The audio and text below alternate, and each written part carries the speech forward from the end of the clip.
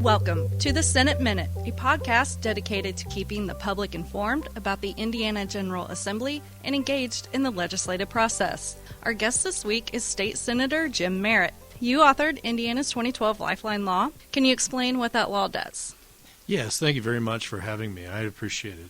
The Lifeline Law took effect in 2012, and what it does, it allows an individual who might be at a social gathering like a party, and if they have a friend who they fear for their medical safety, they've actually drank too much alcohol, as the law says, and they can call 911, and should they be under 21 years old, and they've had too much to drink, or they've had some alcohol and actually broken the law, they can call 911 and stay with the patient-to-be, if you will, the one that is ill, along with anybody who wants to, because a lot of times parties just kind of vanquish. Everybody vanquishes and runs for their legal lives, if you will.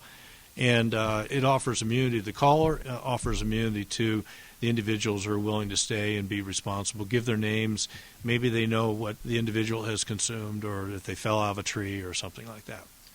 So this session, you're working on expanding Indiana's Lifeline Law. What does this expansion entail?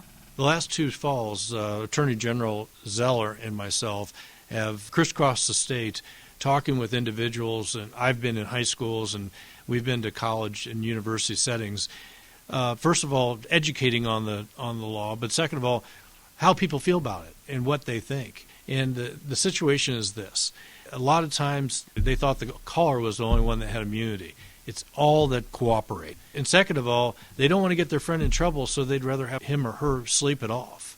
And that just doesn't work anymore. And so in this piece of legislation, instead of having the focus on alcohol because of the individual being ill, because kids were saying, well, I'm not a doctor, I don't know what's the problem, we're encouraging kids to call 911 because someone needs medical attention.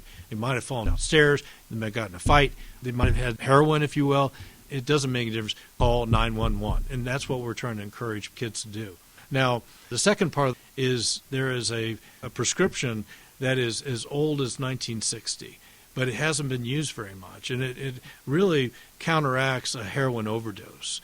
And the operative word is Narcan. And Narcan, if it's administered quick enough by an EMT or a police officer, somebody that's quick on the scene, can completely reverse a heroin overdose, among other opiates. That's a large part of the law, and what we're doing is allowing the local governments to get trained on it and put it in police officer cars and also EMT in firehouses. And I'm very pleased with that piece of the legislation.